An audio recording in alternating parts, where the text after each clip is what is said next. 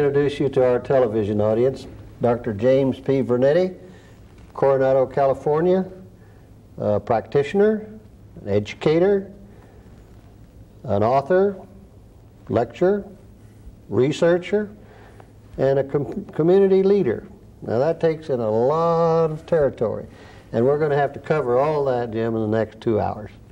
I want to welcome you to Oklahoma City, where we're filming this. Dr. Hopkins, I appreciate your time and effort to get here and give us this history that we're making, and particularly the history of Jim Vernetti. And we'll get off the doctor bit and be Jim and Bill from now on. Okay. Okay, fine. I want to thank you and the International College for your hospitality and for the privilege of having this interview, and hope that it can prove useful to somebody sometime, and we'll have a lot of fun doing it. Knowing a few things about you that I know, I think it'll be an invaluable document to add into our history library. I hope it'll be of some use. It will be. Thank you. It will be, if I can keep you talking. Jim, we're going to go back to early life. I know that you're an only child of an immigrant Italian family. True. And I would like to know, to begin, not only me, but to our television viewers, how you landed in Arizona, and some of your early life and your family life, and what went on then, and compare it maybe to youngsters nowadays. I don't know about the comparison, but mine was a very interesting life, beginning of a great opportunity that America has allowed me to have. My dad and as you said, and mother were both immigrants from Italy, and very unusual the fact that they came from within walking distance of each other in Italy and happened to meet in Globe, Arizona. Oh. And that's where they first met and were married. And I happened to be the only child. This was May the 2nd, 1914, I came into this world. So great. 81 years later, here I am in Oklahoma, interviewing for the International College of Dentists. And it was a very interesting life. Most of my classmates, or not so much classmates as my playmates, were Mexican children, and it gave me a wonderful opportunity to learn that language. At home, we spoke a dialect of Italian, so the only association with English that I had was in school primarily, and I didn't have the opportunity that so many children have today of having parents help them with math and all these things, because neither one of my parents had more than a third-grade education, although my father was a businessman. He ran a bar and a pool hall, and there was a time when I could run the pool table. You racked the balls. I could rack the balls and ran the pool table. Great. And drew many a glass of beer, and cleaned the spittoons, and cleaned the long brass rail that you know of in the old-time pool halls. And my friends, so many of them were the old miners with the hats on and all that kind of stuff. They were so wonderful friends, and they'd give me a nickel or a dime every once in a while. And I'd put it in a bank and keep saving it, and finally I had $120, I remember, and then during the Depression the bank went broke. Oh boy. I lost all my money. Not even safe. But it was a fine experience to grow up in that little tiny community, and it was a community of about 5,000 people. Actually, I moved from Globe, Arizona to Miami at the age of 1, which I don't remember. My father, even though with his meager education, had built the home in which we lived, a 2-story house. He mixed every bit of the concrete by hand, did all the plumbing and all the electrical work, and here's a man, and put the roof on the house. The house is still standing today. It's in very good shape today, except it has run down, but it could stand for years to come. That man was an exceptional individual. And we had a very fine father-son relationship. We did a lot of hunting, bird hunting and fishing together. We had an old dog called Spot, and we had him. We had an old Oakland that had the running board, if you remember the running boards, and the fenders that were up there. And this dog that we had was a mixed bloodhound and a pointer. So he was a tall dog of the pointer, and he had the long ears of the bloodhound, and he'd get between the fender and the engine where it was nice and warm out there, and his ears would be flopping, and he would be, oh, just having a wonderful time, always glad and ready to go on a trip.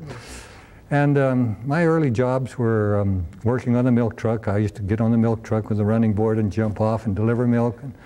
And probably the first really profitable job I had was working for Safeway stores, and I made exactly 10 cents an hour. I made $1.25 working a 12-hour day, stocking shelves, and that's hard work, I can assure you. But the most interesting part of my growing up outside of working in the pool and the bar with my dad was in the summertime. My dad had some asbestos claims, and in order to retain the claims legally, one has to do a certain amount of assessment work, they call it. You have to develop the property. For every claim, we're supposed to do $100 worth of work. Well, that was meant mining the asbestos, which runs in a vein in the mountain. So you sink a tunnel in, go looking for this ore.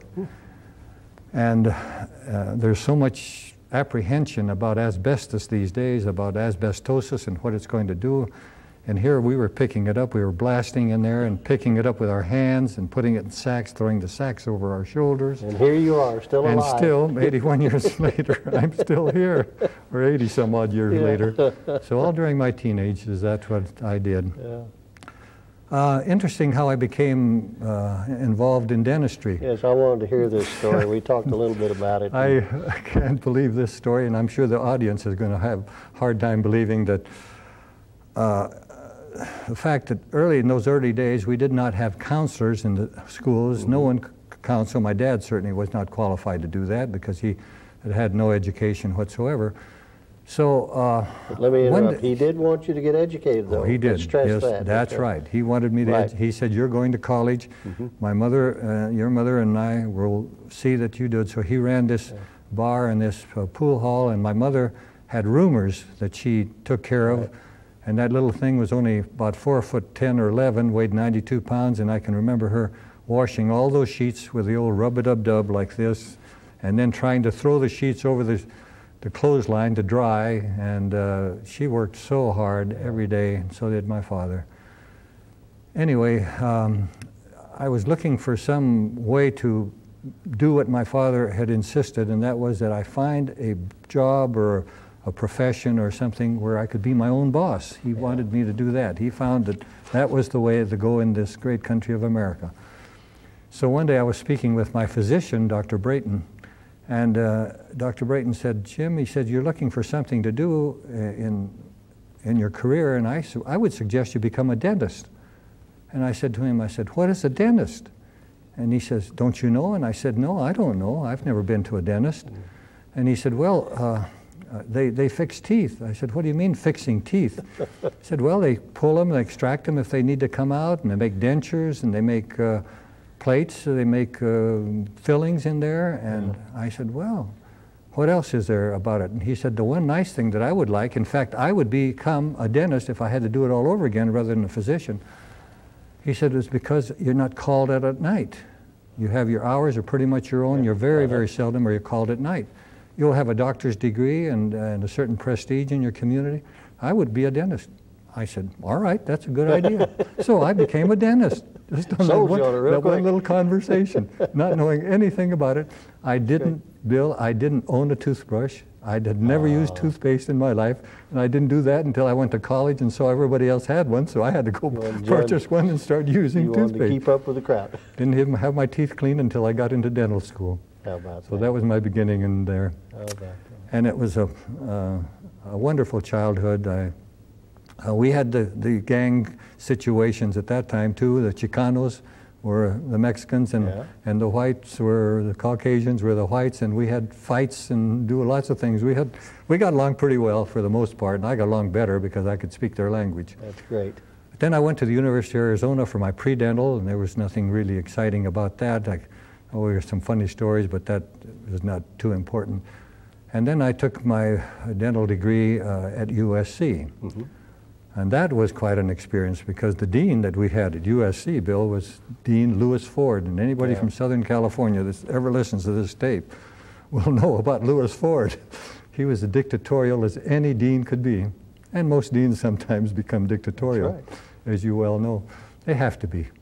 But he was so tough on all of us that I can remember one time there was a little Chinese boy named George Chan that was seated right by my side. In fact, we didn't go by names through dental school at all. We were by numbers. We we were freshmen 50, I was freshman 52, sophomores 52, junior 52, and senior 52. Anytime we were called by numbers. So this George Chan was 51. One day the dean came down and said, come up to my office, and he told him he was through, that he would never become a dentist. He wasn't capable enough to be a dentist. The boy had no recourse, he had no chance to try, he had no chance to repeat the year. That's how the shadow under which we worked all the time, scared to death that someday this would happen to us, that we might be... No civil rights. No civil rights in those days, none whatsoever. But it was interesting. Yeah. And I graduated, fortunately, with a few honors, and I have to remember one story that I want to tell you about my father. And I told you how happy, and I'm sure he was proud of the fact that I would be the first college graduate in the family. I was the only child. And it was coming to graduation time. We were going to have an awards banquet. And I said to Dad and Mom, I said, come on out. There's a chance that I might win the operative award. I had done a lot of gold foils. I had just took a special liking to gold foil. And I said, come on out, and maybe I'll win, and you might have a chance to see me receive that. So my dad came. Mother wouldn't leave the house. If my dad came, somebody had to be at the house. So Dad came, and he sat there proud, and even with his uneducated situation, he spoke English broken, but very well. Could speak 5 different languages. He learned 5 different languages just by talking very well. He spoke English and Spanish and Italian very well, and French very well, and then some Yugoslavian. Oh my.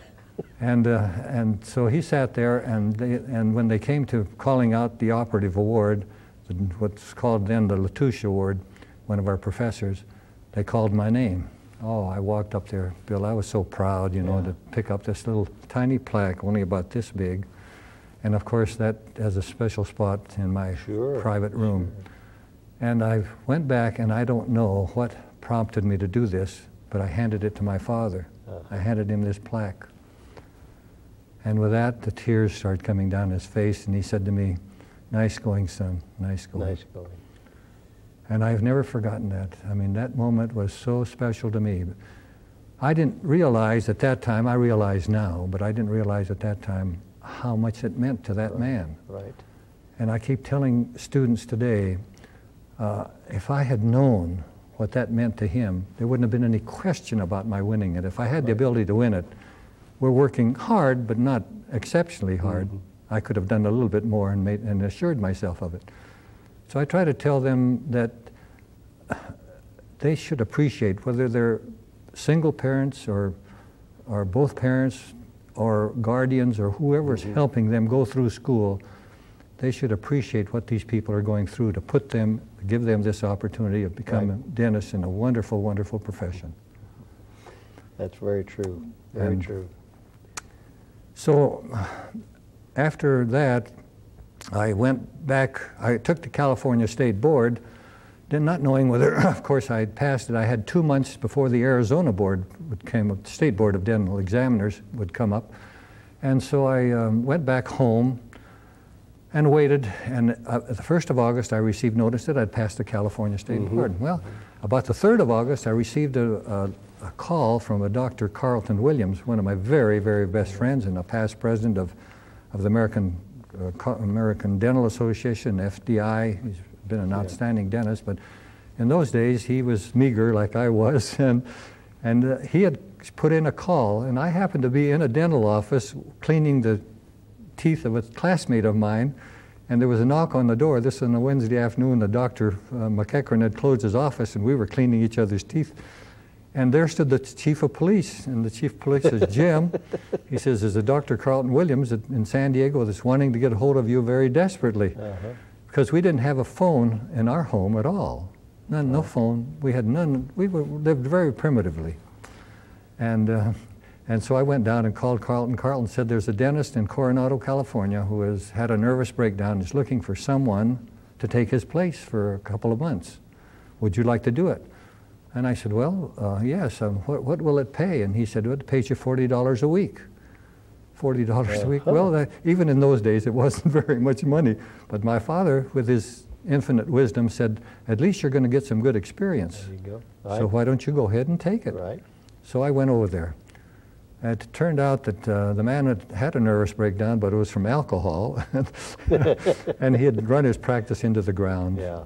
And I stayed there and met some of the other dentists in town, and so one day, just when I was ready to go back to Arizona, in fact, I had my car built, all packed, practically all ready to jump into that car, and I met this dentist coming down the stairs as he was coming up, Dr. Latham.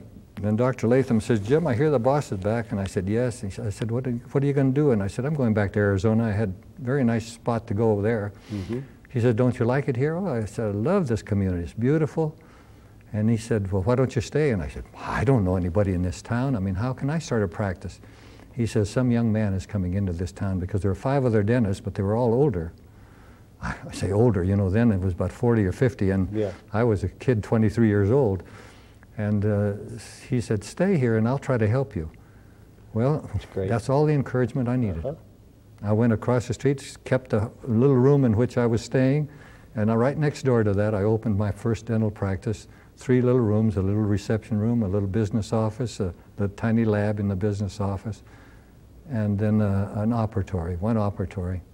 Didn't have 8 chairs and 15 I didn't people. have very many chairs at that time, I tell you. And then I worked there until for about 7 or 8 years, and then I moved to another office close by with a 2-chair office there, and later on built my own professional building and had 2 associates with me for many, many years. So I had a very fine practice for 38 years in Coronado, California. Plus you had a lot of other things to do in Coronado, California, besides... I had a lot of things to do in Coronado, California, yes. Besides dentistry. Beside dentistry. It's interesting, I know we were just talking before this about some real estate transactions you made in Coronado in the early days, and I think that just as a comparison, it might be interesting to what you paid for your first lot, if you don't mind revealing that information. No, I'd be glad to reveal it. And it was interesting because I happened to marry one of the beauticians. It was in the same office building where I started my first office. I've heard that before. You've heard that one before. And so when we decided to get married, I said, "I'm going to go out and buy a lot, and then we're going to build a house on it, and then we're going to get married in the house." Okay. And that's what we did. Sounds great. So 2 years later, we were married, and in that house, in the house that we planned, the lot cost me $950, and the house cost me $6,200 on an FHA loan. And I paid $55 a month on it until I paid it off. You know, I paid it off sooner than that. But any young people hearing that nowadays would say, no way. And then came the time when, speaking of property, I finally decided there were some beautiful lots opening up right on San Diego Bay. And I had one good friend who was in the 2030 Club with me that was a realtor, and I said, "I want one of those lots." And so he brought me out the map, and I had my choice of all those lots on San Diego Bay. They cost at that time, 2 lots, 75 feet on the bay, 75-foot frontage right on the water, $6,700. And now, who knows what they're worth? Well, they're way up. They're worth in the 6 figures. Yes, 7 figures, I think. 7 probably. Probably 7 figures, yeah. Oh yeah, lots of extra one down there. And so that was my real estate experience in Coronado. I unfortunately didn't buy more. But I took the $24,000, I sold the other property down in Guadalupe. I sold it for $24,000 after having paid only $6,700 after about 10 years there and living rent-free. So that was a pretty good deal. Not a bad investment. And I bought this lot with $6,700 of that $24,000, and then put the rest in the house. Now, if it had been astute, like I should have been, I would have put the money into the lots and borrowed the money on the house. But that's something that we learn. In fact, that brings me up to a point that might be of interest to someone who might, some students especially.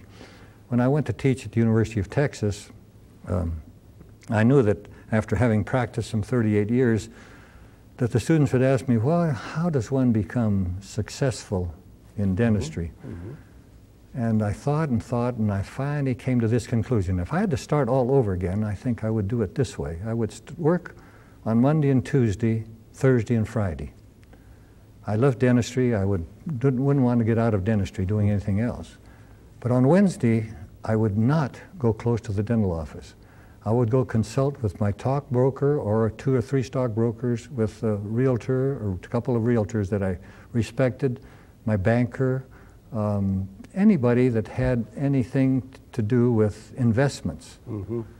And learn from them and take some courses in those particular fields so that I would know, I'd be qualified to judge. And that would be my investment day.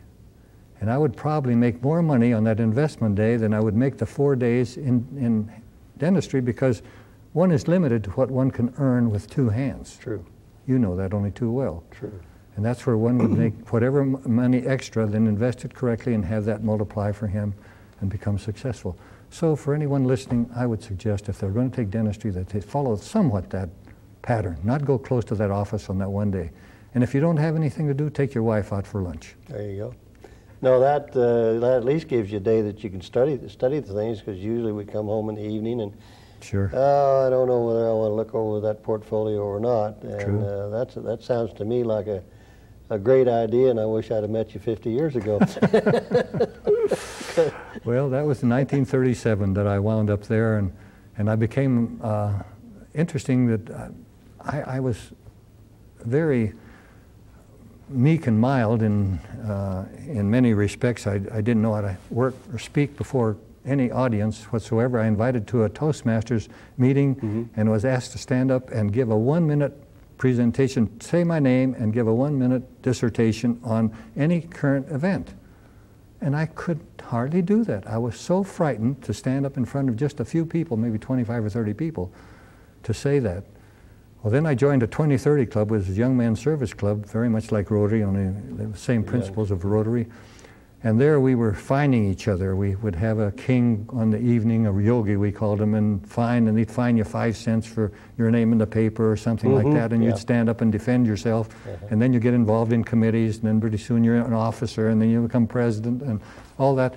And I went on to become international president of the 2030 Club from a person that couldn't speak his name even. That's tremendous. So it was a fine experience. Did you ever take any speech courses? Or no, I never did. You just kind of worked into it? Just learned it that way. Sheer energy and determination. Yes, I wish I'd stayed with Toastmasters. That was a fine organization, but I didn't. But I learned from the 2030 Club anyway.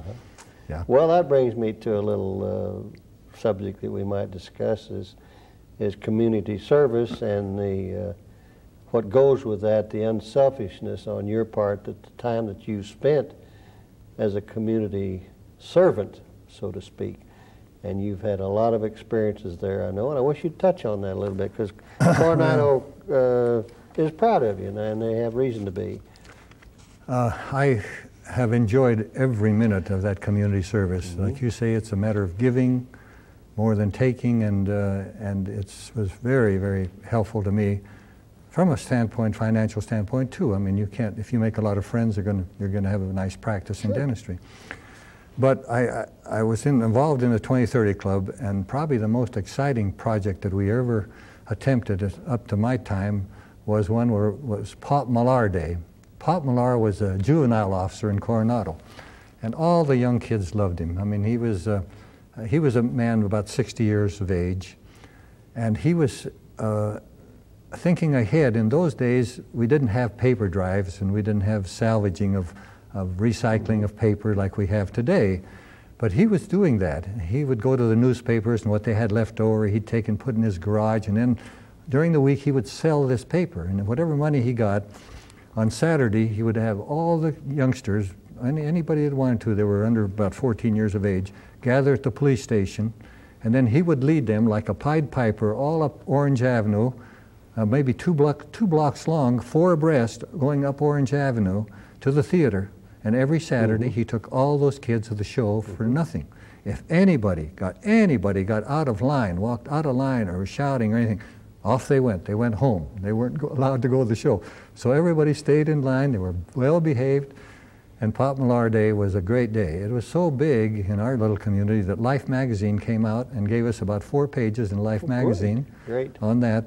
We had a big thing. We had a big gym. We had a basketball game in his honor, and we raised some money and we gave it to him, and we had merchants gave him all kinds of presents. And so that was some of the experiences of the 2030 That all fell Club. together just nonchalantly, very Oh, easily, yes, without yeah, any yeah. direction No at all, work, or no work, work. no, nothing at all. Yes, lots of. And you continued that on in Rotary, I know, Yes. also. Oh, yes. I've been deeply involved in Rotary. I was taken in Rotary. I joined it in 1950. I became a Rotarian, and have gone on to be president of that club, and Paul Harris Fellow, and then when I came to San Antonio, I was president of another, charter president of another Rotary club that we started at the Health Science Center at that particular time. So I've spent now 45 years in Rotary, and 43 of them with perfect attendance. The only time I was not in perfect attendance was in when I was in the military. There was no way I could go to Rotary Club, so I had to take a leave of absence then. And I was 2 years in the Lions Club also, that perfect attendance, and 13 years in 2030, so 57 or 58 years of perfect attendance. And you haven't done a thing, have you? Nothing. Nothing for community work. Yeah. Oh, that's something. In the community, I was involved also in the hospital. We had a very small hospital, and my son was born in a makeshift hospital right up on Orange Avenue at the same night that they were having a celebration, the opening of the new little hospital that we had down in Coronado. And then eventually we had to have a bigger hospital, a 4-story hospital, and I was the drive chairman for that particular hospital too, and that was a lot of work, a lot of dedication to that thing. And the hospital is still in existence and doing quite well. And you believe in miracles because you were a little short on money? I was a little bit short on money. I was trying to raise $750,000 for our Coronado part of this hospital out of the $2.4 million that was necessary. And when we got, and it was Coronado is very much of a transient community, and the fact that so much military, lots of it Navy. The Navy have their own hospital, and they have their own facilities, and all the men, of course, have care, and some of the families have care also. So raising money for a hospital was difficult. And right when I just thought I'd almost ended this drive, here came a lady that gave us $1 million of Coca-Cola stock. Oh, wow. $1 million, and we built a 4th story on the hospital, and then had some money with which to work. So it was a blessing. Great. The other project that thrills me very much, of having had a very important part, was the Little League. I got involved in Little League, started a Little League. I went, took my son, 2 sons, and another boy, and went out to El Cajon. I read in the paper about a Little League championship. I didn't know what it was. I had no idea. It was 1952. 53, I think it was, 53, yeah. And I went out there, and I was absolutely astounded to see this little park and all the players in uniforms, and the score was 0-0 up until the 6th inning, and they had a man on second base, and they threw the ball. It was a foul tip, and then the catcher threw the ball down to third baseman. He rubbed the ball, went over and slapped it in the pitcher's hands, and I said, we're going to have Little League in Coronado. And that was the beginning. We went home and we did have Little League in Coronado. And it's still going very, very strongly right now. In fact, one of my big thrills was last, at opening day this year, and this is important, I think, is the fact that very few people knew that I had even started Little League, or even know it today. It doesn't make any difference. That isn't important. But I looked out there on that field, and there were over 600 children out there, all in uniforms, and I was sitting up in the stands, happy that I was the originator and one of the benefactors of that particular program. You had that inner feeling. Inner feeling, wonderful feeling. Can't get any other way. That was more important than any praise that could have been given to me that day. I wasn't even asked to speak. That was fine. I mean, the praise should be to those that are working today, not those that are past. I don't know when you had time to do all that. You carried on a full-time practice 4 days a week, and you were out making money on Wednesday, so when you had time to do all this? Well, and I even taught. I mean, I taught at UCLA for 7 years. I taught at Loma Linda for 4, and then finally, eventually wound up at the University of Texas as a full-time professor. But my interesting experiences at UCLA, that came about because of my involvement with study clubs. I was a member of the San Diego Gold Foil Study Club. Dr. Latham had asked me to go to the Gold Foil Study Club with him, and of course, having just come out of school and having won the gold foil medal, I thought to myself, I said, why should I have to go to a gold foil study club to learn anything about gold foil? I know gold foil real well. Sure. But I didn't want to hurt his feelings, Bill, so I said, oh, sure, Charlie, I'll go with you. It took me about 10 minutes of watching those fellows work to realize I didn't know very much. Yeah. So I joined right away. And then World War II came along, we had to disband that thing, and we didn't ever start up another study club until I went into the service and became a charter member of the Academy of Gold Foil Operators. And Charlie Stebner, and then I joined the Harry True Golden Gate Study Club, Gold Foil Study Club up there in San Francisco, where I was stationed. And I was stationed, I went into the military as a major in the Army Dental Corps because of my 16.5 years of private practice. Yep. I was turned down during World War II because of a back. I had to have a spinal fusion done, but came along the Korean crisis. You remember about that. You were involved in both of those. Sure do. And the Korean crisis, they took me. I was 4F, but it became a 1A and then became eligible. I was happy. I was proud to go. I wanted so badly to go and serve my country. So I was stationed in San Francisco and lived in San Rafael and got involved in the Little League there, became a commissioner of all that area in the Little League.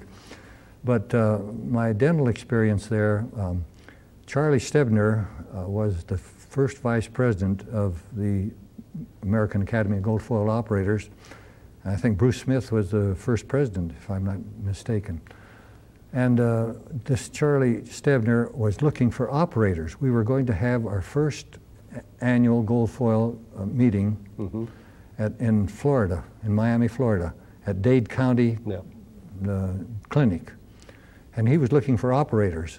And he called John Metcalf, who was one of my gold foil teachers, and said, who would you suggest that I could call? And he said, call Jim Vernetti up at the Presidio in San Francisco.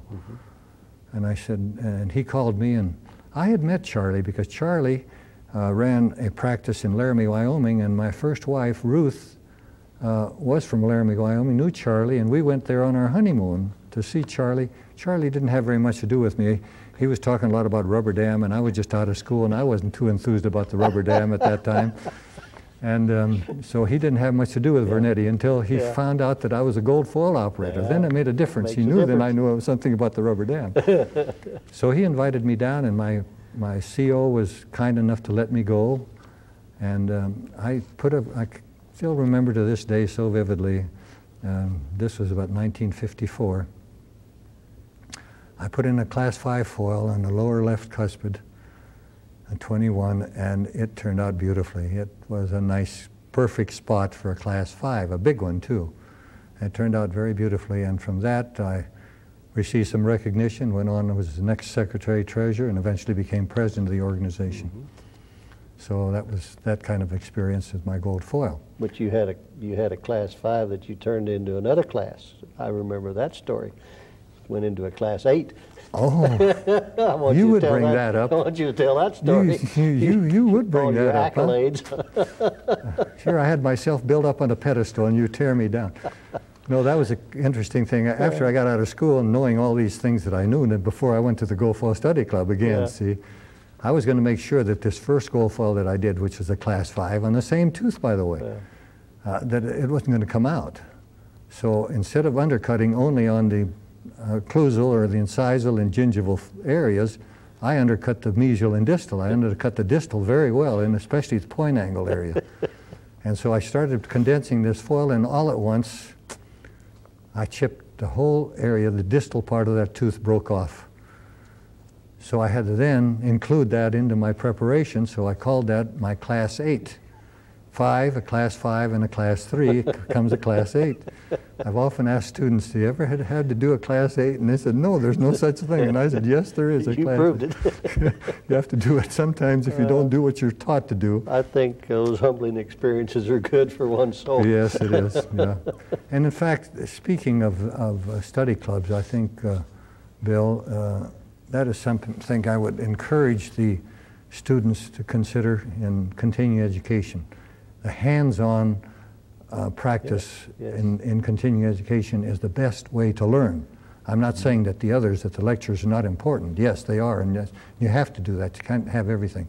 But if you have an opportunity to join a study club, then that should be done. I think you should do it. And one thing I would suggest also, having taught, well, I taught one study club for 20 years, and I started about 4 others.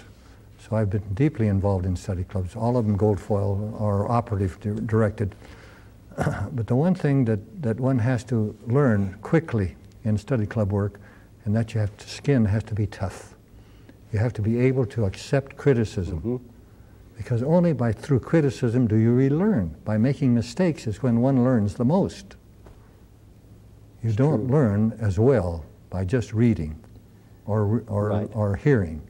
If you do it yourself and have somebody come up and call out these mistakes to you, this is when you learn the best. So join study clubs and learn to accept the criticism if it's constructive. Yes.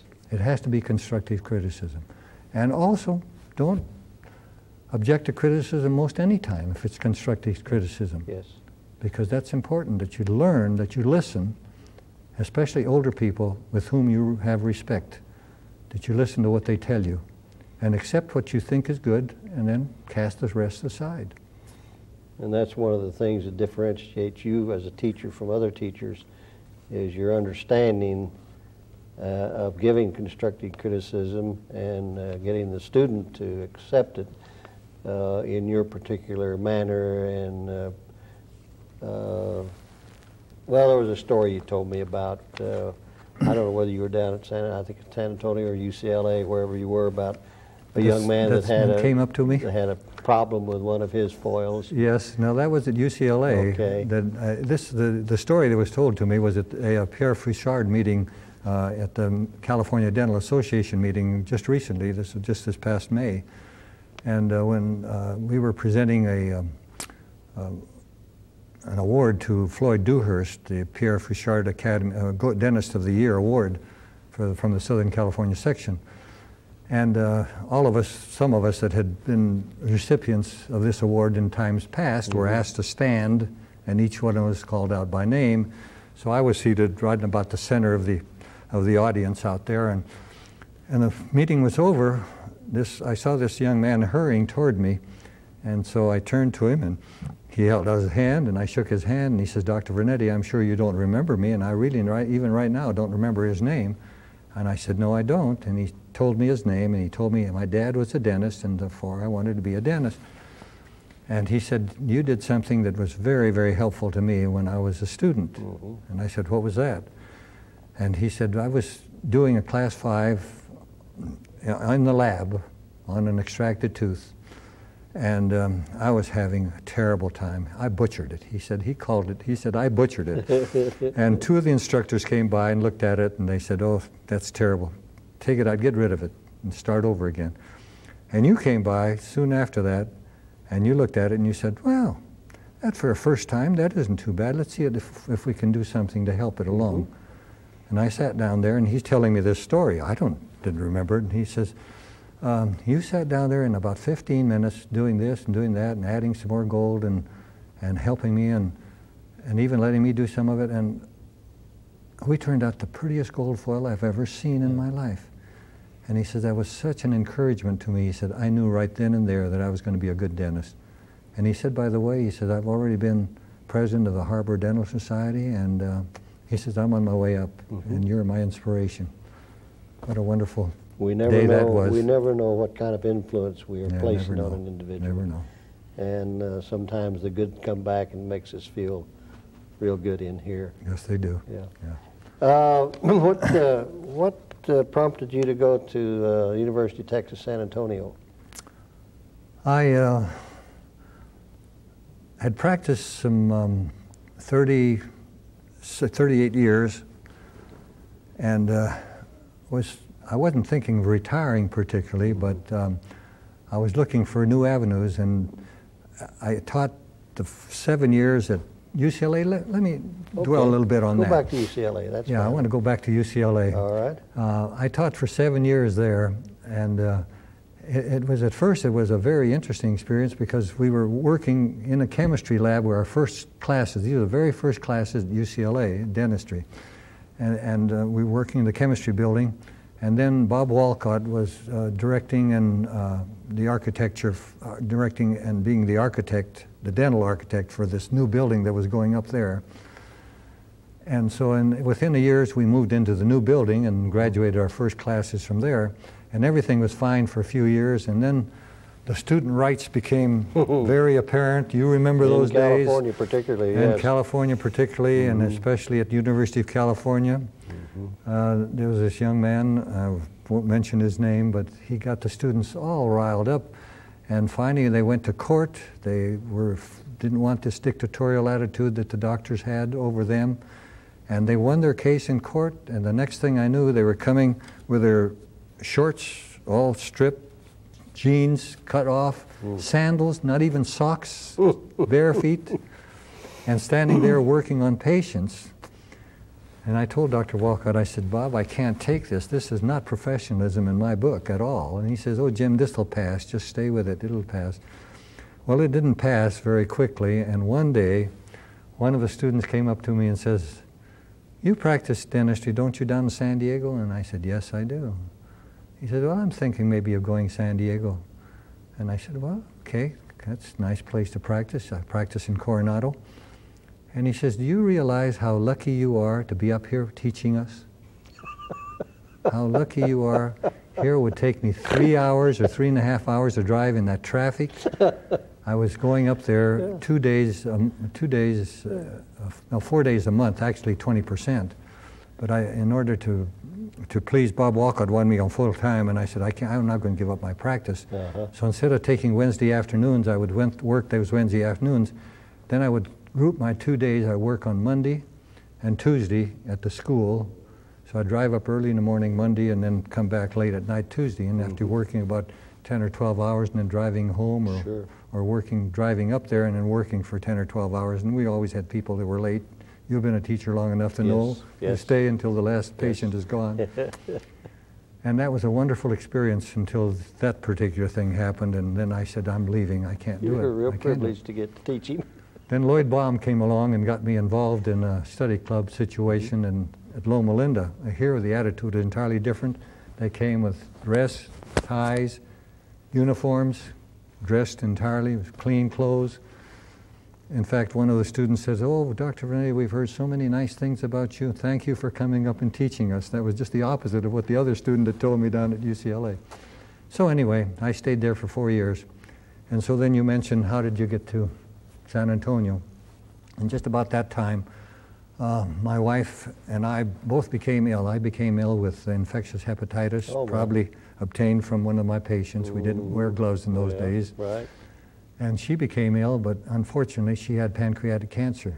So the symptoms are very much the same, liver symptoms and pancreatic symptoms and jaundice. And I recovered soon, very quickly, but she didn't recover and she passed away. But interestingly, while I was suffering from this jaundice, I was down there being interviewed for a position at the University of Texas. Dr. Phil Boyne and Dr. Charlie Smith were both down there when Phil was the dean and Charlie Smith was associate dean. And they talked me into going down there for an interview. And I said, well, I'll go down, I'll look it over. And then they offered me this full professorship. And I said, I turned it down because my wife wasn't feeling well, but she was living in Coronado in a beautiful, beautiful city. And she had her bridge club twice a week, and she had her golf a couple times a week. And I was taking her away from that just so I could go teach full time. And I felt that was the wrong thing to do. And she had her grandchildren, 3 grandchildren, another one on the way. So I turned it down, and then she passed away quickly. So I called them up and I said, well, you still want me? They said yes, and that's how I got to San Antonio. Tragic way to do it, but that's the way it happens. It is, tragic way to do it, yeah. Yes. How long were you at San Antonio? I was there only 4 years. 4 years. And the reason I left there, not because I just had a wonderful time, the 4 most enjoyable and the most educational years of my whole dental career were at San Antonio. Had a wonderful relationship with the students and the faculty. Had many positions and have served on many committees. I know you received some honors down there from the students also, so Well, don't be shy. Every place you go, you have honors. I have no, I stacks don't of do them that. here. That isn't completely true, but I don't look for the honors, I can I assure know, you. I you feel don't. very humble in They making find this you. particular They presentation. find you. You don't look for them, they find you. That's what. But I had a fine relationship with the students and would go in sometimes on Saturdays and help them with some of their practicing for their exams and things of that nature, which they appreciated. And I was asked to be commencement speaker one time at the graduation of the medical dental school, and I was given Professor of the Year by several classes, but probably my most rewarding award was a Professor of the Year by the whole student body when I left the University of Texas. The whole student body gave me a Professor of the Year.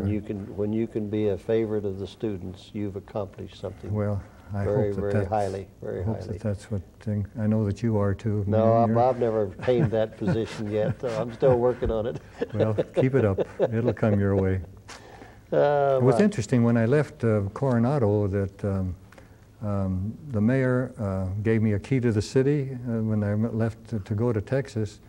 The Rotary Club gave me a very fine presentation of a Community Service Award, Outstanding Award, and the Dental Society had a special night for me too, saying goodbye to me. Maybe they were glad to get rid of me. Yeah, but you went back. Oh, well, they didn't realize what was going to happen. They couldn't foresee the future. No, they couldn't foresee it. Well, No, I'm sure you did well in San Antonio because of your background in growing up in Arizona and your natural speech of I speaking didn't Spanish. have quite that Texas tang. Well, I but never you did didn't learn have how that to with speak. Spanish I was speaking of. Yeah, the because Spanish of the heavy, Spanish was heavy. population It down was, there. yes, and it's always been helpful to me. And you can always get along better if you can speak the language. True. We tend to speak English and expect everybody in the world to understand us, and the more we want them to understand us, the louder we yell, you know, and think that's going to get through. That's true. But yeah, we don't make enough of an effort No. in our country to learn how to speak the other languages. I think at this time we'll just take a short break, Jim, and give you a little rest, and we will pick up. Well, thank you. It's We've been going almost. been very interesting. Yeah, I appreciate your kindness We're and getting to hospitality. the interesting part now. Jim, our first hour conversation, it seems like it's been all work and no play. But I noticed in reading some things about you, you made mention of entertainment at the Hotel del Coronado. And if anybody's been to California, they know the famous Del Coronado. And I'd like for you to relate one story that you told me that I thought was both amazing and amusing of an evening that you spent there with your lovely wife. Okay, that's going back quite a few years. Yes, That's it back is. in 1937 Yes, when I it first, is. and even before we were married. One could go to the Hotel del Coronado and have a beautiful dinner in the Crown Room, which is a magnificent big room, Right. gorgeous room. And at the same time, there would be music being played, salon music up on the balcony, about 4 or 5 pieces, violins, beautiful violin music. And after about an hour and a half or 2 hours of dinner, we would go down to what is called the circus room, where this same orchestra that played the beautiful soft music then became a dance band. Mm-hmm. And we would dance, we'd start dancing from 9 o'clock until about 11 or 11:30, and then at that time they would set out a big buffet out in back of the dance floor, a wonderful buffet, Mm-hmm. which today, even just any kind of a buffet will cost you $25. That Yes. was back there. And we would dance until 2 in the morning. until 2 in the morning. Oh boy. And the cost for the whole evening, for the dinner and the buffet and all the dancing, was $2. $2 per person. $2 per person. And I was so poor at that time that I didn't have a car, and we didn't know anything about taxi cabs and couldn't afford. We didn't even think about a taxi cab in those days. And then my date to be my wife, we would walk. It would be at least 15 blocks from there to her home. And then on the way back to my little thing, sometimes the police would be coming along and they'd throw the spotlight on me and they'd say, "Oh, that's you, Doc. Yeah. Oh, how about a ride? You want a ride home?" So they would give me a ride back home. So then I'd wind up getting a ride about 4 o'clock in the morning. But at $2 is what we paid. And today I hate to think what it would cost. Yeah. And it'll be more expensive in the future, too. There's going to be a lot of people that won't believe that story, but that's true. True. I know. Yeah. I know that's true. Well, we'll get back to the more serious vein, going back into San Diego and your practice and your work with other dental organizations and academies and study clubs. And all right. I want you to talk a little bit about those and the importance that you feel they are and benefits to particularly the younger guy getting into dentistry, what he's missing if he doesn't get involved.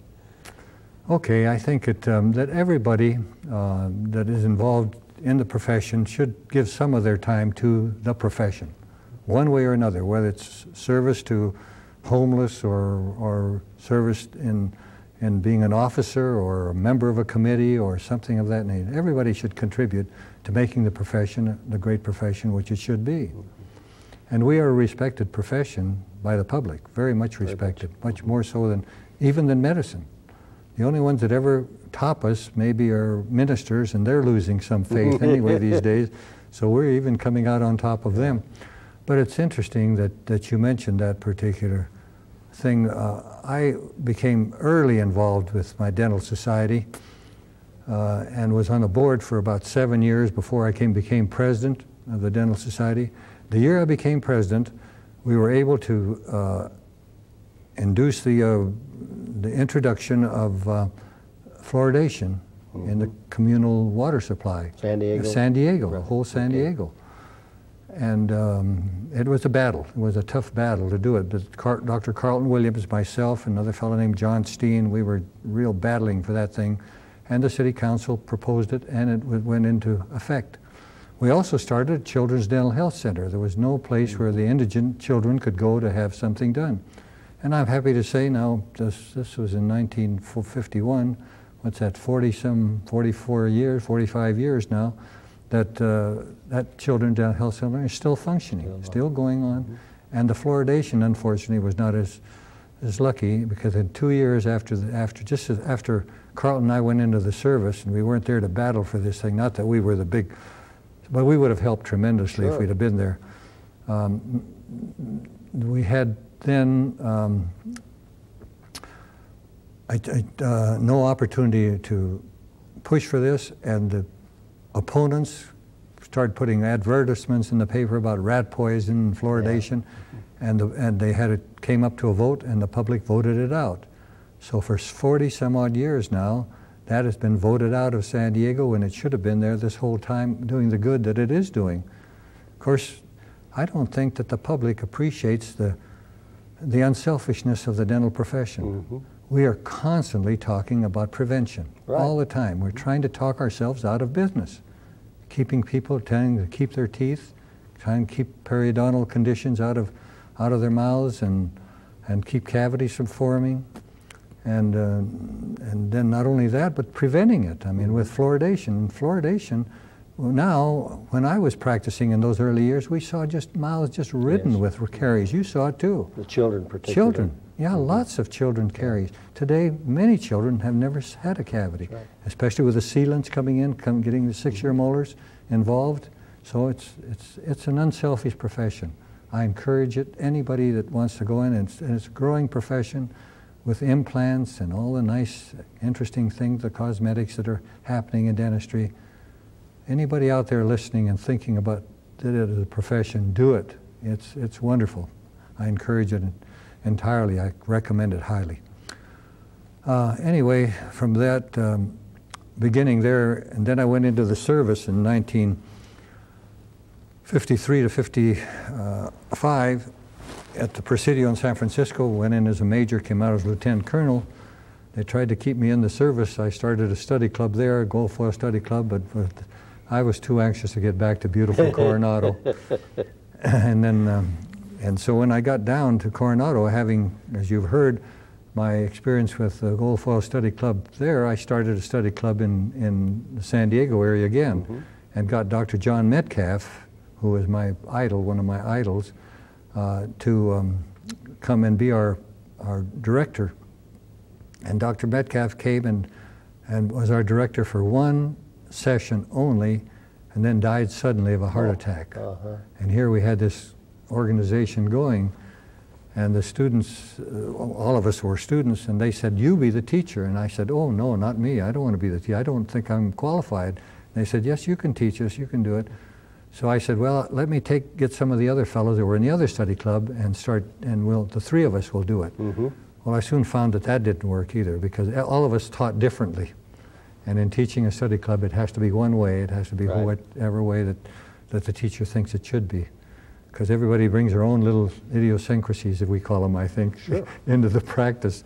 So the other two said, "Well, we don't want to do it." So I took it over, and from that time until 1975, when I went to Texas, I was the director of that. Never received a penny for my work and didn't want any money. They wanted to pay me. I said, "Absolutely not. I will do this for the love of my profession." And so it was a wonderful experience. And then because of that, I was able to take, when I went to Texas, two of my very fine students, Dr. Don Baton and Dr. Dave Snyder, with me. After I'd been down there, I saw that they needed faculty, and those two came. Well, Snyder is still teaching, and Dr. Baton is just retired. So that was another plus from that study club. Your contribution again. Yeah.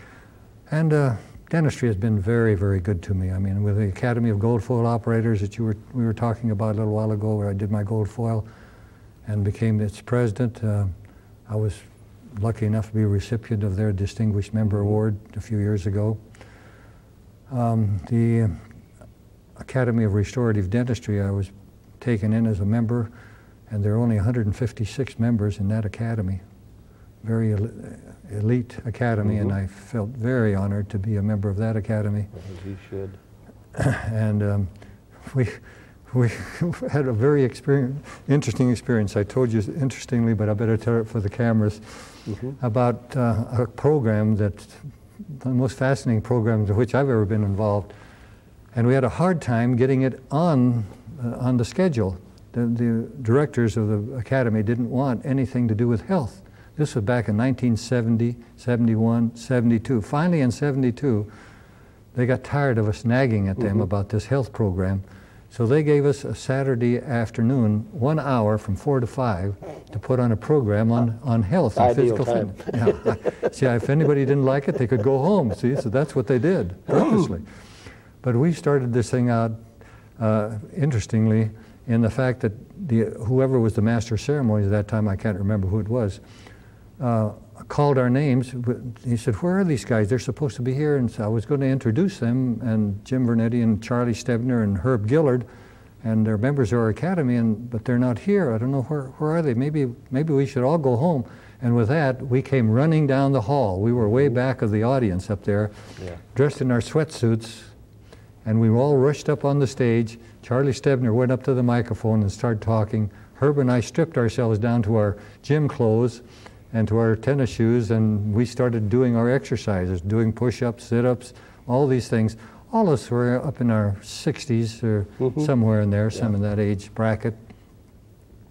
And that was 23, but somewhere in there, in our 60s. And then we rotated every 20 minutes. The other guy went up and I spoke on Kenneth Cooper's part of aerobics, and Herb Dillard talked a lot about the nutritional aspect of it. So we gave them a program at that time that was far and above ahead of its time. Herb Gillard had had 3 heart attacks, and finally talked to Dr. Can't think of his name right now, from the University of Illinois, and I happened to listen to him during a Chicago Midwinter meeting. Yeah, they were teaching Herb. They told Herb Gillard after he had his third heart attack that he'd have to give up his profession completely, and then that he would have to just become a vegetable and quit his practice, and he just became a vegetable, and they had to give him shock treatments in order to bring him out of his tremendous depression. But he heard about the Illinois program, and he called him up and said to the doctor, what can I do to help myself? And he said, the thing you can do best of all is get out of that chair and out of that bed and get yourself exercising. Go down to the YMCA and start your exercise program. And so he went down to the YMCA, but the YMCA would not take him without a doctor's certificate. And so he went to his cardiologist and to his none of the doctors that he had a cardiologist, an internist, and a regular physician. None of them would give him a certificate. He finally had to sign a waiver to them that they wouldn't be responsible because they said, you're going to go down, you're going to kill yourself. But he went down to the Y and the Run for Your Life program, and by slowly working himself up, he was soon jogging 3 miles early in the morning. Then he would go to work at 8 o'clock and work till 11. And then he'd go back to the Y and did a swimming in, about 20 minutes of swimming, and then do his calisthenics for 30 minutes, go back to work. And he is still living today and still playing golf, still jogging, and he's way up in his 80s. All three of us actually are in very, very good health. So we were teaching something in those days that was very worthwhile. That was my experience in those particular situations. Very controversy at that time. It was big controversy. Here, a dentist doing things for heart patients, that's a little unusual. And when I first went home and then started my jogging, everybody says, Jim, you're going to fall over with a heart attack. I said, I don't think so. I think I've learned my lesson that the best way to do it. So I jogged for a number of years, and now I quit jogging, and if I had to do it all over again, I would never jog. I would learn to speed walk. Speed walking is very, very good exercise, almost as good as jogging. But now I'm biking primarily. At 81, I can still do 12 to 16 to 20 miles a day. Do it every day, practically every day of the week. I do my calisthenics every morning. I get up, do my calisthenics, then lift my weights. I have weights that are 6 to 10 pounds, just dumbbells, and they tighten up the muscles. They develop the upper body. And then get on my bicycle. Then I come home and do my gardening and then go in and fix breakfast. And well, you're living proof. You're a young 81, and you have a lot of energy. I couldn't keep up with you last night. No, but you do. You just to talk with you and your energy level and your enthusiasm for a professional that has worked as much as you have over the years. It's wonderful, and as I say, you're living proof. Well, Dr. Curitin was the one I was trying to think about in University of Illinois, and he, when I saw him working that one time, and I listened to his talk, and he was very roly-poly, but he was doing exercises, tumbling, and doing all these things that I couldn't do. I was 15 years younger than he, and I couldn't do those. Well, that's what stimulated me to start in that thing. You might mention why he was roly-poly. He was roly-poly because he did swimming primarily. Swimming does not take the weight off particularly. Mother Nature compensates for that, so you don't lose a lot of weight swimming. But you can be physically fit, and he was physically fit, I can assure you. Keeps in shape, though. Yeah. So I went the other way. I don't like to swim. I don't like to get it. So I do it the other way. Didn't design you to be a fish. No. Interestingly about physical fitness, too, is the endorphin factor. And most people don't realize that if you get yourself physically fit, like as we're sitting here, both of us are using up our energies at different degrees. And if I'm more physically fit than you are, you're saying that I am, then I'm using up more of the calories of consumption that I've had than you are, and that's good, because I'm not even exercising, but using it. But the metabolism that one has is important, and the endorphin factor gives you the energy and the enthusiasm to go ahead and keep on working, and that's been part of my success, I think. And this is living proof that you're doing better than I am. Okay. Well, maybe you'll I may take a Are you hint going to do from it? You're going to your teaching here. You're going to have to give up that cheesecake, though, that you eat, Bill. You like that cheesecake? Sounds like my wife's been talking to you. Well, you not only were doing that, but you're involved in some international academies. Yes, and doing some traveling overseas. Academy of Dentistry International has been very close to my heart, too, because it was through that I got involved in a program called 1,000 Smiles, and we'll talk maybe a little bit about that. I'll bring that up. But the Academy of Dentistry International, we were on a tour one time of China. Colin Wong had arranged a tour for us to go to China, and Charlie Stebner was one of the people. Charlie and Mary both went with us on that, and we were teaching at a dental school in Beijing. And Charlie is a very strong rubber dam man all the time, very much involved with the rubber dam. And we went into this lecture room, and what he was wanted to do was to teach the Chinese dentists there how to put on a rubber dam, because we saw the tremendous need, not only of the rubber dam, we saw the need for periodontal condition was terrible. Even the faculty members had terrible mouths themselves. But they didn't want very much the basics. They wanted to do all the more important things. They wanted to know about lasers, and well, we were just barely starting lasers in 1984. And they wanted to know all about high speed and all these things. They only had one high-speed unit in that whole dental school, and we were using them all the time, in our offices.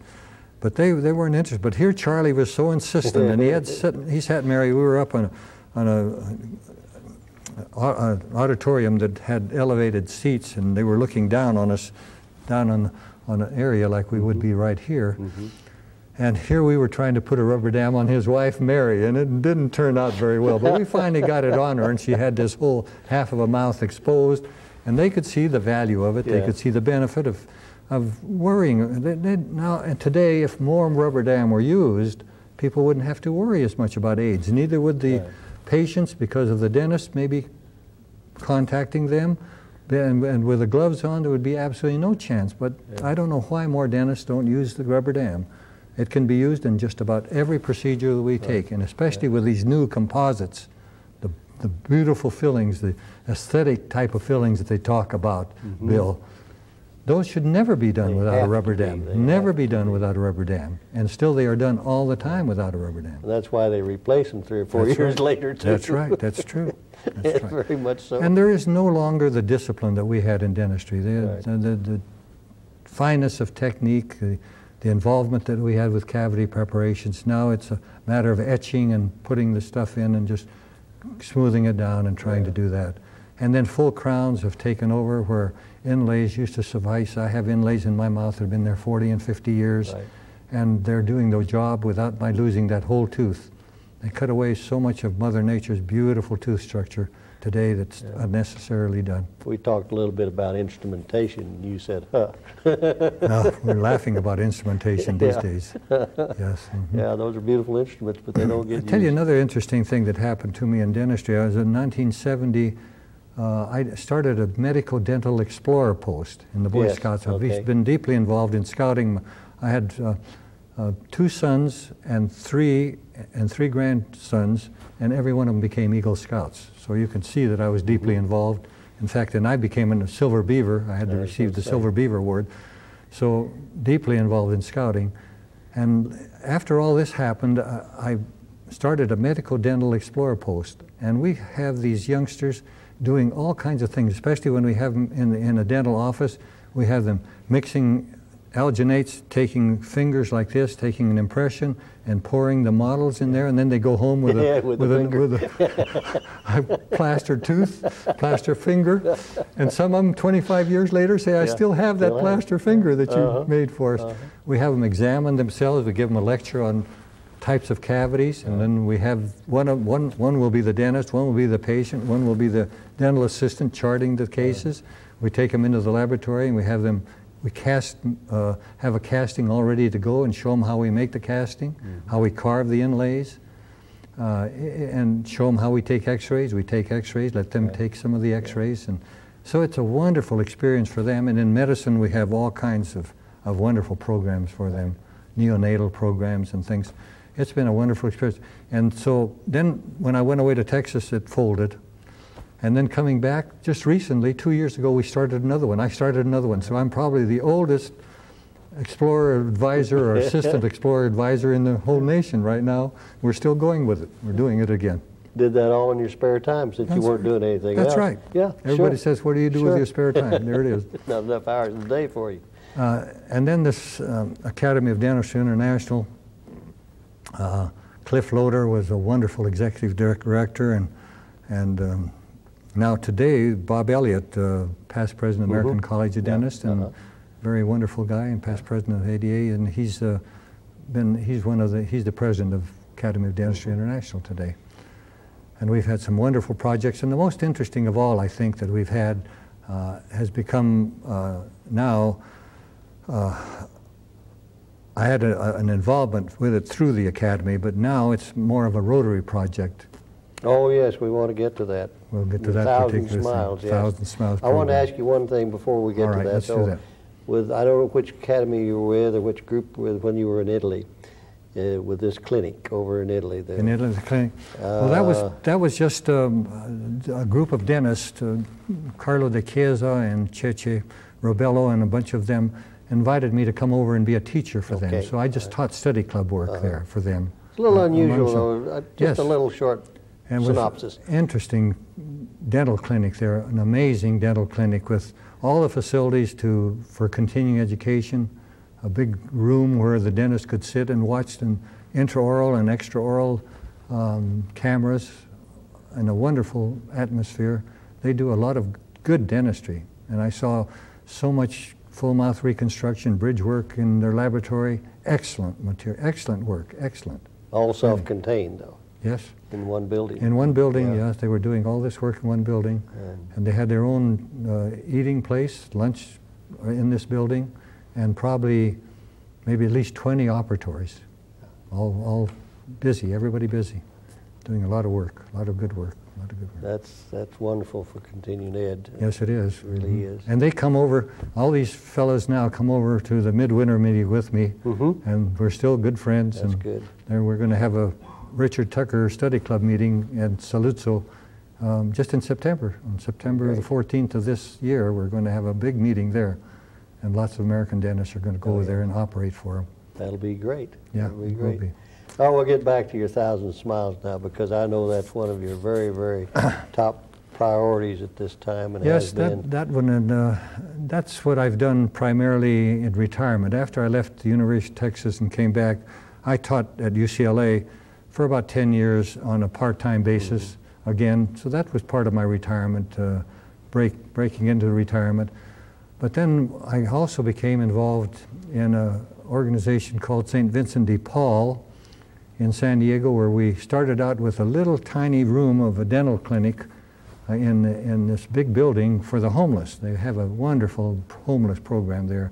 Father Joe Carroll is the manager and director of that. It's non-denominational, although the Catholic people primarily run it. He does. He's a Catholic priest, Monsignor, actually. And so I was walking through just on a visit. I'd heard so much about this thing, and I came to this little room, and I saw this amazing, beautifully appointed room with all a dental unit, high, low speed, everything, X-ray. But it used to be a barber's chair place. That's what it was. So it was very small. And so I said, well, who works here? And they said, well, Dr. Donnelly works here. I said, how much does he work? And they said, well, Mondays he works from 3 to 5. And I said, how about the rest of the time? And they said, nobody does it. And then I said, what do you mean? And I'd gone through the medical clinic, and the medicine was covering that clinic, their area there, from every afternoon, and on Tuesdays from morning to evening, and on Thursdays from 9 o'clock in the morning until 9 o'clock at night. And here we were doing 2 hours. So I went to the Dental Society, to the executive director, Dottie Greaves, and I told her, I said, Dottie, we're not doing our part in this community endeavor. She said, you're right, and so let's go ahead, and it's what we can do. We're going to circulate the membership, and I'm happy to report, now this is 2 years later, 3 years later, we went from a 1-chair to a 2-chair clinic. Now we have a 4-chair clinic, a beautifully appointed 4-chair clinic, with all the things that we need, x-rays, everything that we need. We have about 40 dentists volunteering their time. Great. Some only once a month, some twice a month, some every week, some of them do. Fellows as important as Jim Cradaville, who is an outstanding prosthodontist, is doing dentures, some dentures. Some of the labs are doing them for nothing for us because he lectures to the labs, and so they do some dentures for us for nothing. And of course, when you're working with homeless, you have to raise money. It's a money thing, so everybody volunteers their time. I'm on the board for the medical clinic, and so we have a fine institution going there. Then my other part of retirement is Thousand Smiles, and I happen to be just recently elected president of that. But we've been working on that. I'm surprised. Yeah, are you surprised? Yeah. Well, I've been working on raising funds primarily before this, so now they gave me the presidency too to add to that. And this again is a labor of love. Right. Because Rotary does help us somewhat, but we have to go out and stimulate the interest in it through the Rotarians. But we took we were working in Mexicali, Mexico, and we got into a little bit of a squabble because our board-certified maxillofacial oral surgeons were not allowed to work, because the plastic surgeons were working outside the mouth, and we were only allowed to work inside the mouth. And these guys are certified to work any place in the face. They're maxillofacial oral surgeons. So we broke away from the medical aspect and started our own clinic. And at first, we had $50,000. We were going to buy a big motorhome and then go out in the Tules and find these kids with the cleft lips and cleft palates and do work for them that way. But somebody with greater knowledge and better brains thought differently and said, no, why don't you find a static position, let them come to you. And so we took this Red Cross hospital down in Ensenada, Mexico, which is about 90 miles south from San Diego. And we spent the $50,000 there, and we got another $50,000 from headquarters and from the foundation, and the $100,000 we put it into this clinic. So it was a very fine experience, and today we're going down there 4 times a year. We're having some experiences that we never thought we would have. We've taken children that are so facially disfigured and that have become animals, actually. They cannot go to school because they make too much fun of them. They've become illiterate. The rest of their lives, they're actually animals. We've taken those people and transformed them into regular human beings. They get married, they have children, they're just doing well. Wonderful. That's a whole story. It could take the whole hour for me to tell about that. Well, that's with Rotary, and that's through Rotary. I know that you've been a Rotarian for many years, and I wish you would you've patterned your life around the 4-way test a lot from Rotary, and if you just might bring the 4-way test of Rotary, might say that now. All right. And then I want to bring in a little something else later. All right. I'll tell you about Rotary. And then I'll tell you about my 4-way test. Well, that's what I was leading up to. Oh, you want to do that too? Rotary okay. All right. Yeah. Rotary, I love the philosophy of Rotary because it has the 4-way test, and it's 24 words, only 24 words, and 4 questions that can change your life, anybody's life. I don't care who they are. Maybe Jesus himself might pass everything on the 4-way test, but nobody else, I don't think. And this is in everything you think, say, and do, Bill. You have to, you know that. True. Think, say, and do. And the 4 questions are these. Is it the truth? So you have to be truthful about everything you think, say, and do. Right. Is it fair to all concerned? That's justice. Will it build goodwill and better friendships? And that's friendliness and goodwill. Mm-hmm. And will it be beneficial to all concerned? And that's helpfulness. Mm-hmm. Everybody. So you have truth, justice, goodness, goodwill, and friendliness. And you can't. Not even the golden rule is any better than that. Been around for many, many years. The first 2 is friendliness, truth and justice. I can live by that very easily. I can feel very truthful about something. I can feel very just about it.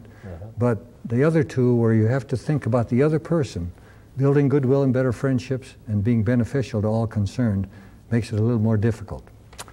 So those are the two that I have to really work at in the four-way test. And I have kind of a four-way test. I want to hear the Jim Vernetti four-way test. That's a pretty good one, too. All right. It's not a four-way test. It's a way of success. It's four ways to become successful. First, you have to be able to lie. And then you have to be able to swear. You have to be able to steal. And you have to be able to drink. Well, let's say drink first. Yeah, drink. We drink. Can you think that's possible, to be successful if you do all those things? Well, when I first heard it, I said no. Okay, you drink from the fountain of friendliness and helpfulness. Right. And then you swear every day to do your job just a little bit better. Right. And then you steal a little bit of time to help somebody and expect nothing in return. Right. And then you lie down at night and you thank your God, or whoever your maker is, for the wonderful country in which we live. True. And I thank him for the wonderful country in which I live. I thank my father for making me a better American.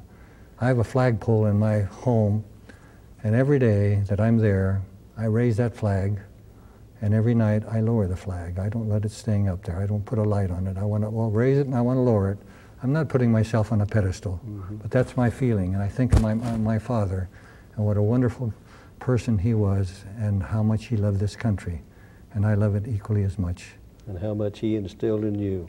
That's tremendous, your mother. And Bill, and I want to thank you. I don't know what you want to say, but I want to thank you for your kindness, your friendliness. I want to thank the International College for allowing me this opportunity to express my feelings and my opinions and my experiences in dentistry. It's exactly what we wanted. Jim, it's good to have you in Oklahoma. Thank you, my friend. With the college and taking the time out of your not too busy schedule. But you're a precious individual. Thank you. It was a wonderful talk with you, and I really appreciate it. And I know all the people of the college are going to appreciate this tape when they see it. And thank you again, Jim, for your friendship.